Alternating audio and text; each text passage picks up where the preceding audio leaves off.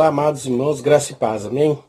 Bom, nós vamos agora para o 7º vídeo do apontamento desse livro aqui que nós estamos fazendo, ó. O que o presbiteriano inteligente deve saber. Esse livro tem 28 capítulos pequenos, mas são 28 capítulos. Eu estou pulando alguns capítulos, mas já estamos agora no 7º vídeo vamos falar então do capítulo 13. Então, praticamente quase na metade do livro.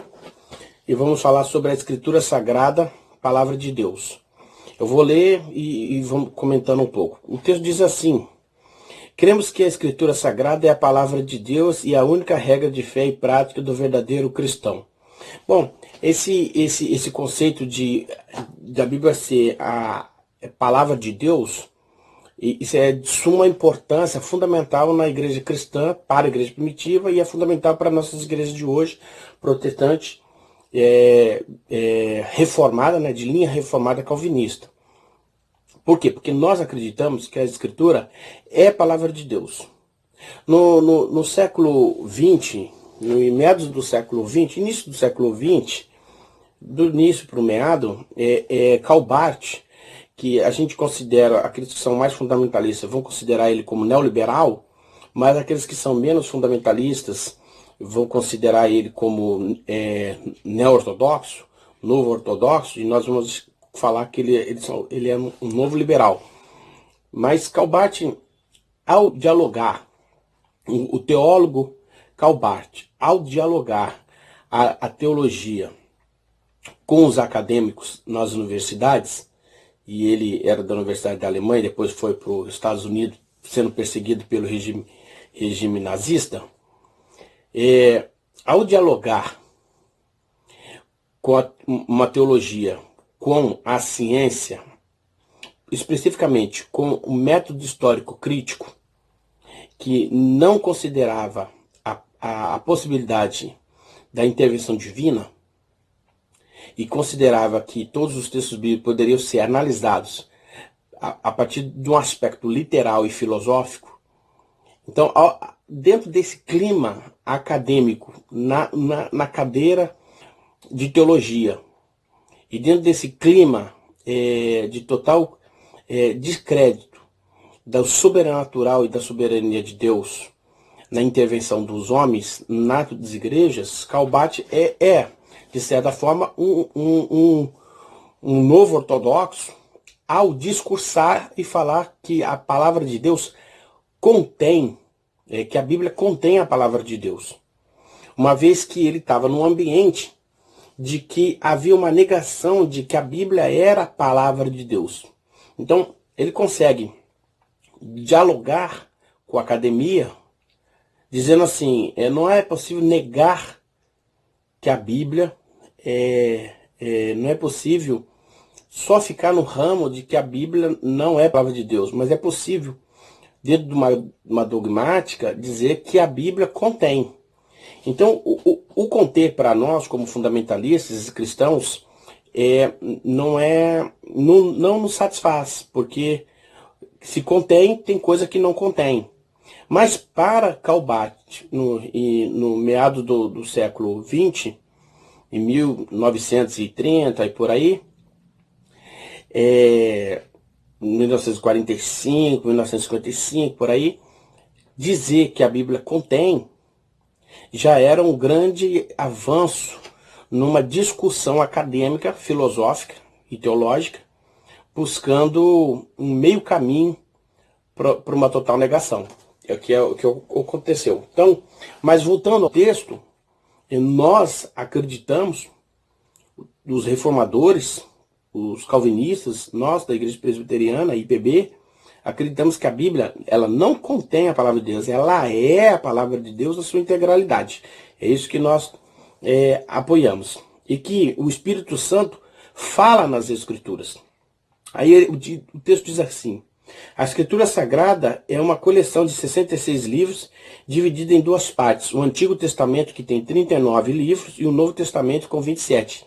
Essa divisão é a divisão protestante. A divisão católica, mais atual, tem mais alguns livros a serem inseridos nesse texto, que seria por volta aí de mais, em torno de 7 livros, se eu não me engano, se eu não estou enganado. Mas para nossas edições protestantes, são 66 os livros da Bíblia, 39 livros do Antigo Testamento, 27 do livro do Novo. A palavra testamento vem do latim e seu significado original é acordo, aliança, pacto. E é nesse sentido que ela é usada para dar nome às duas partes da Escritura Sagrada.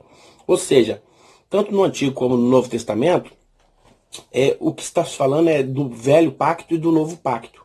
Né? Que a Bíblia ela tem essa característica do pacto que Deus faz com os homens. E esse pacto só é possível fazer com os homens com duas situações. A primeira é que o pacto é feito com Cristo. A necessidade de um mediador para se fazer esse pacto. Então a nova aliança é constituída por todo aquele que crê em Jesus Cristo como Salvador e Senhor. Então, aqueles que acreditam no Novo Testamento, a nova aliança do Novo Testamento, né? Novo Testamento e nova aliança, novo pacto, é a mesma coisa. Ela se dá por conta do sacrifício de Jesus Cristo na cruz. E esse pacto só é possível por conta de que Deus se revela ao homem, mostrando a sua vontade e trazendo por revelação a obra expiadora de Jesus Cristo. Então, é assim que começa o capítulo 13, e logo em seguida ele vai falar sobre revelação. Então, o que seria a revelação? O ser humano jamais conheceria a Deus, nem tomaria conhecimento do seu plano de salvação, se o próprio Criador não tomasse a iniciativa de se revelar à criatura. Felizmente, Deus tomou a iniciativa de se revelar ao homem. Então, Deus é da ordem de uma tamanha magnitude, tamanha incompreensão humana e tamanho não acesso ao homem, por conta da sua total pureza, entre outras coisas, dos seus atributos não comunicáveis, e também os comunicáveis, o Deus só por ele mesmo, que é possível o homem compreender a sua vontade. Ele pode até, talvez, por vontade de Deus, intuir, mas compreender só mesmo, conhecer a vontade de Deus apenas por revelação. Então, a teologia protestante, ela divide esse momento aqui da revelação em duas partes. A revelação geral e a revelação especial. A revelação geral na Bíblia é possível da gente compreender, conseguir ler e perceber que nas Escrituras, na própria inspiração bíblica, há uma demonstração da revelação geral de Deus. Por exemplo, Salmo 19:1, né, que diz assim: os céus proclamam a glória de Deus e o firmamento anuncia as obras das suas mãos. Então, veja, Paulo também vai falar, em Atos vai falar assim, não se deixou ficar sem testemunho de si mesmo, fazendo o bem, tanto do céu chuvas e estações frutíferas. Não Paulo, né? Mas Lucas, Atos 14:17. O texto todo vai trabalhar, vários textos na Bíblia, do Antigo Testamento e Novo Testamento, vai mostrar claramente que a Bíblia se revela ao homem e mostra que ela tem revelação geral ao homem. Ou seja, o homem, por vontade de Deus, pode intuir a existência de Deus. Né? Intuir a existência de Deus. No entanto, a revelação geral, ela não é suficiente para levar o homem à salvação. Então, Deus, por que não é suficiente? Ora, não é suficiente por quê? Porque uma vez que a revelação geral, ela pode fazer com que o homem venha intuir a existência de Deus, ela também pode fazer com que o homem negue a existência de Deus, mesmo dentro das evidências da natureza. Então, mesmo o homem olhando a Terra, olhando tudo que a Terra é, tudo que o universo é, mesmo o homem olhando tudo que ele é, tudo que ele é capaz de fazer, ele pode, como tem acontecido, negar a existência de Deus, mesmo quando a Bíblia diz que a natureza anuncia a glória de Deus, anuncia a existência de Deus. Por que que isso ocorre? Porque na nossa teologia cristã, para os cristãos, o homem, como é herdeiro do pecado e caiu totalmente, o seu entendimento da graça de Deus, o seu entendimento sobre Deus também está morto, está corrompido e morto. Então, ele provavelmente, não, ele certamente, né, não provavelmente, mas certamente vai negar, muitos vão negar a existência de Deus, mesmo havendo evidências da natureza de que há alguém por trás da sua criação, da criação. Então, a revelação geral, ela não é suficiente para levar o homem a conhecer o plano de salvação de Deus. Não é suficiente. Então, a revelação geral pode ser negada, mas é indesculpável. Ou seja, mesmo que o homem negue a existência de Deus olhando a natureza, em Romanos, Paulo vai dizer que é indesculpável um homem dizer que não conheceu Deus, porque ninguém falou sobre Deus para ele, porque a própria natureza denuncia, testemunha a existência do Criador. Isso é a testemunha a existência do Criador. Ela não dá evidência, ela não mostra ao homem o plano de salvação, mas dá evidência e testemunha a existência do Criador. Então, temos a revelação geral e na Bíblia, na teologia protestante, temos a revelação especial. Pois bem, mas o plano eterno de Deus inclui também a revelação especial, que tem o objetivo de levar o pecador de volta ao Criador. O autor da Epístola aos Hebreus escreveu sobre essa revelação especial o seguinte: havendo Deus outrora falado por muitas vezes e de muitas maneiras aos pais pelos profetas, nesses últimos dias nos falou pelo Filho, a quem constituiu o herdeiro de todas as coisas, pelo qual também fez o universo. Hebreus 1, versículo 1 e 2. Então, a revelação especial, ela é progressiva, atingindo o seu ápice em Jesus Cristo. É muito interessante isso, porque a revelação especial, ela é progressiva ao longo da história do cristianismo, e ela também é progressiva no próprio entendimento que o homem tem quando recebe a revelação especial. Ele vai crescendo no entendimento da revelação de Deus. Vai compreendendo mais a vontade de Deus, ao ponto de que ao ter comunhão com Deus, vai compreendendo mais a vontade, compreendendo mais a revelação de Deus. Aí isso também ele vai falar sobre a inspiração e iluminação bíblica. A inspiração bíblica diz assim: Deus falou muitas vezes de muitas maneiras, e depois, para melhor preservação e propagação da verdade, para o mais seguro estabelecimento e conforto da igreja, contra a corrupção da carne e a malícia de Satanás e do mundo, foi igualmente servido fazê-la escrever toda a verdade, né? E assim surgiu a Escritura, livros inspirados pelo Espírito Santo. Aí ele diz assim: quando falamos em inspiração da Escritura, estamos afirmando que Deus levantou homens e os fez registrar sem erro a sua revelação especial. Então, o que é inspiração? Inspiração é provocado pelo Espírito Santo de Deus. O homem é levado a registrar a vontade de Deus sobre tudo que é concernente ao plano de salvação. Então, a Bíblia ela não é inspirada para fazer um compêndio histórico, biológico, filosófico, sociológico, nada disso. A Bíblia ela é levada pelo Espírito Santo o Espírito Santo leva os homens a escrevê-la, a registrar a vontade de Deus concernente à sua vontade, concernente ao seu plano de salvação. Então, os escritores da Bíblia Sagrada escreveram sob inspiração bíblica. Eles escreveram de modo... É possível percebermos que uma pequena parte das escrituras ela foi inspirada de modo direta, ou seja, há momentos em que o profeta diz que Deus mandou ele escrever aquilo ali, aquele texto.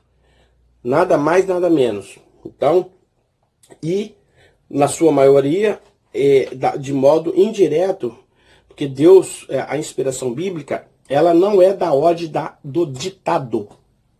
Ela é a da dinâmica. Deus conserva o contexto do autor, conserva o conhecimento do autor, conserva o estilo do autor, suas limitações, e mesmo assim, ainda pelo poder do Espírito Santo e operação do Espírito Santo, faz com que o homem tenha a total capacidade de registrar a sua vontade sobre o aspecto da salvação humana.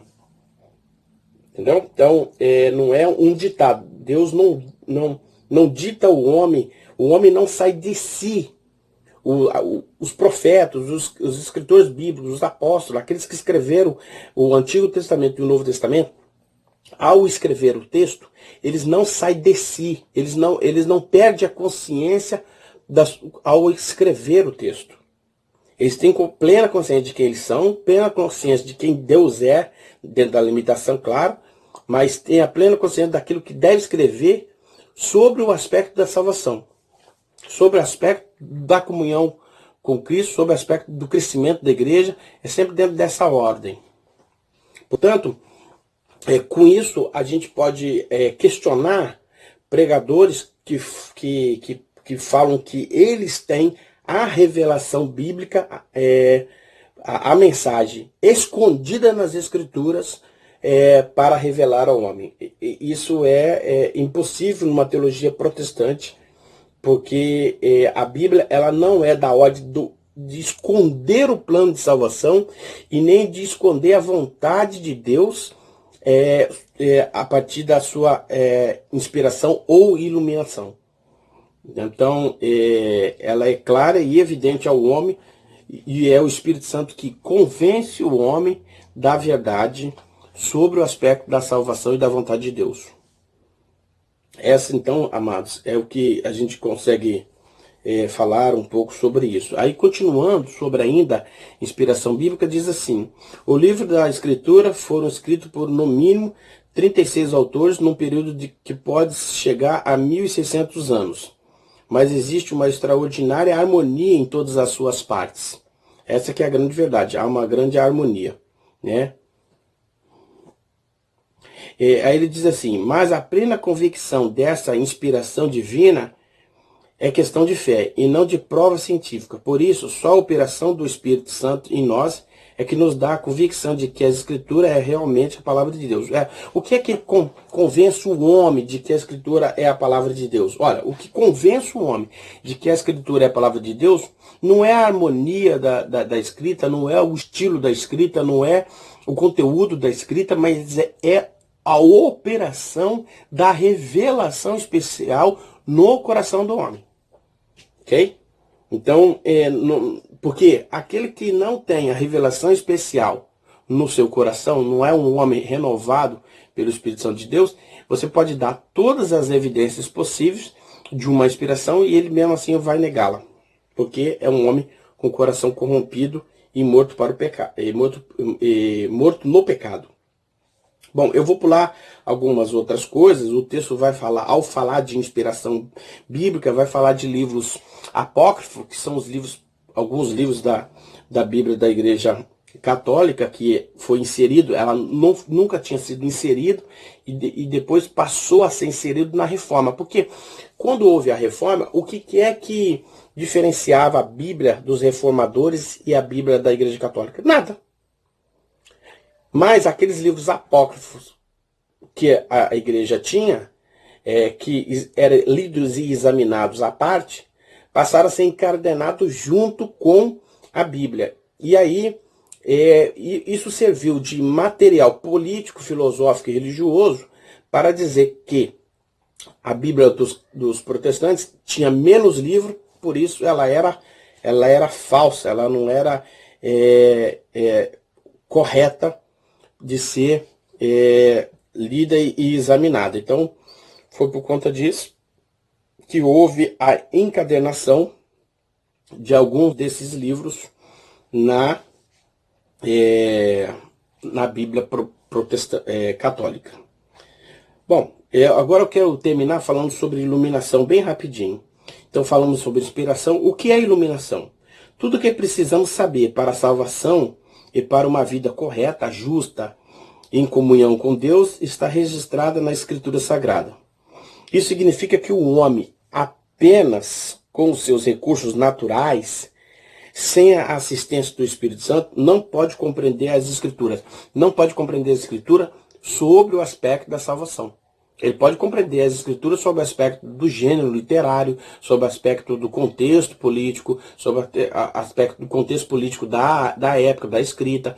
Ele pode compreender as Escrituras sobre o aspecto da linguagem, mas compreender as Escrituras sobre o aspecto da revelação especial sobre a salvação e sobre a vontade de Deus, ele não consegue sem a revelação especial e sem a mudança de vida do indivíduo pela operação do Espírito Santo. Então, quando falamos em iluminação, estamos nos referindo à atuação de Deus na mente e no coração do homem. Entendeu?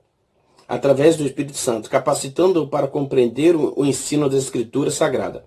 A Confissão de Fé de Westminster ensina que todo o conselho de Deus, concernente a todas as coisas necessárias para a glória dele e para a salvação, fé e vida do homem, ou é expressamente declarado na Escritura, ou pode ser logicamente e claramente deduzida. Ou seja, a Confissão de Fé de Westminster, ela vai deixar mais claro aquilo que já está na Bíblia, dizendo o seguinte: que tudo que é necessário para que o homem compreenda a vontade de Deus sobre os aspectos existenciais do homem com sua relação com Deus e compreender a salvação e o crescimento de fé, compreender o mundo com relação à salvação, tudo isso está dentro das Escrituras. E é somente necessário as Escrituras para compreender isso, e esse conjunto de conhecimentos necessários pode ser deduzido da própria leitura da Escritura, uma vez que o indivíduo seja convertido e operoso praticante das Escrituras, com a manifestação do Espírito Santo o iluminando. É isso que o texto está querendo dizer. Então, agora, a iluminação, contudo, não dispensa o esforço sério e piedoso para compreendermos corretamente a palavra de Deus. Isso é interessante, e aí eu já estou terminando, porque é o seguinte: então se o Espírito Santo me ilumina para compreender a vontade de Deus, e eu posso intuir a vontade de Deus, deduzir a vontade de Deus ao ler os textos bíblicos, então eu não preciso me esforçar para compreender a vontade de Deus? Não, precisa se esforçar. Por que precisa? E aí agora é uma parte que eu quero trazer, minha própria, dos meus estudos, que são, eu vou acrescentar aqui bem rapidinho, só bem rápido, os 10 processos mentais superiores. Quais são os 10 processos mentais superiores do homem? O homem tem um processo mental do homem. O que juntando os 10 processos, chama-se de mente.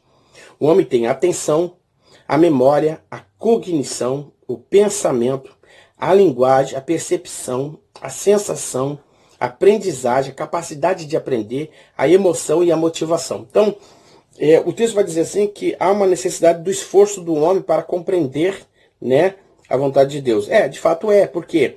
Porque o homem tem que ter vontade para ter atenção, ele tem que se esforçar para memorizar, ele tem que buscar conhecimento para ter a sua cognição, ele tem que buscar pensar sobre Deus, pensar sobre as coisas que agradam a Deus, ele tem que ter uma linguagem, buscar conhecer uma linguagem, ou ter uma linguagem para conhecer a vontade de Deus, porque a vontade de Deus está escrita, Quando não está escrita porque ele não sabe ler, ela está dentro da cognição. O homem tem que ter vontade de ter percepção, compreender o mundo, perceber o mundo. Tem que ter experiência de sensações sensoriais. Ele tem que buscar aprendizagem, né? A aprendizagem da palavra de Deus. Ele tem que buscar isso, aprender, aprendizagem. Ele tem que ser um homem emocional, né? Se emotivar com as Escrituras, se sentir pertencente às Escrituras, a Deus. Então, ele não pode ser um homem frio. E isso é uma operação do Espírito Santo de Deus na vida existencial do homem. E ele tem que ter motivação. Então, esses 10 processos mentais, muito deles é uma coparticipação com o homem do seu crescimento. Então, dizer assim, que como Deus, ele me inspira, ele me ilumina a compreender suas escrituras, eu não preciso ter nenhum esforço. Isso é total negação da vontade de Deus, porque Deus se revelou aos homens e pediu que os homens escrevessem as escrituras para passar para a posteridade. Então, é isso aí. Que Deus abençoe os amados. Inclusive, o próprio vídeo nosso é uma tentativa de esforço de compreender aquilo que já está escrito. É claro que a iluminação, ela deixa claro que nenhum homem, por mais que tenha pouco conhecimento, estará de fora do conhecimento necessário para a salvação. Ou seja, se eu for muito mais inteligente, eu não sou mais salvo do que quem não é muito inteligente. Ou seja, eu não preciso ter algum tipo de inteligência para ser salvo. Isso que é importante saber. Mas é necessário eu ter certas habilidades para melhor compreender Deus, melhor servir a Deus, ok? Um abraço para os amados irmãos. Farei os próximos vídeos. Tudo de bom.